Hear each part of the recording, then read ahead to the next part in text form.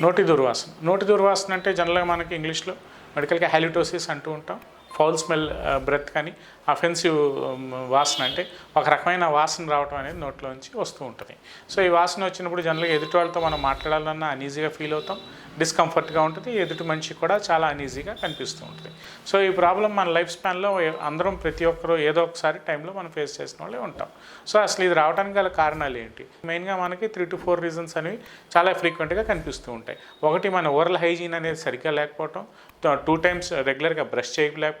మూడో రీజన్ ఏంటంటే ఏదైనా టాన్సిలైటిస్ కానీ సైనసైటిస్ లాంటి థ్రోట్ ఇన్ఫెక్షన్స్ ఏమైనా ఉండటం, ఈ క్రానిక్ రికరెంట్ థ్రోట్ ఇన్ఫెక్షన్స్ అనేవి రావటం, లేదంటే హెచ్ పైలోరీ ఇన్ఫెక్షన్స్, ఏదైనా మనకి హెచ్ పైలోరీ వలన gastritis related problems, gut related problems ఉండటం వల్ల కూడా నోటి దుర్వాసన వచ్చే ఛాన్స్ అయితే ఉందండి. సో ఐదో కారణం ఏంటంటే ఏదైనా గట్ బ్యాక్టీరియా అనేది ఎక్కువగా మనకి ప్రొడ్యూస్ కాకపోవటం వల్ల కూడా మనకి ఈ నోటి దుర్వాసన అనేది రావడానికి కారణం ఉంది.